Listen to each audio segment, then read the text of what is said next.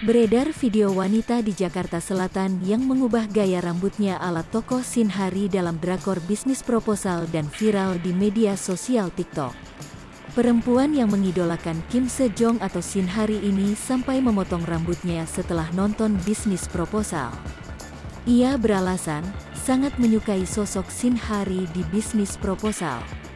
Musmiati, perempuan berusia 31 tahun ini telah mengunggah dirinya dengan gaya rambut mirip Shin Hari di akun TikToknya hingga viral. Kini, video tersebut telah dilihat lebih dari 700.000 kali pada Kamis, tanggal 21 April tahun 2022, siang. Kemudian, disukai lebih dari 54.000 pengguna. Dikonfirmasi tribunnews.com, Musmiati merupakan warga Jakarta Selatan yang gemar menonton drama Korea, termasuk bisnis proposal. Setelah tayang pada Februari tahun 2022 lalu, Musmiati langsung jatuh hati dengan drakor bisnis proposal. Bahkan, ia mengidolakan tokohnya bernama Kim Sejong yang berperan sebagai Shin Hari.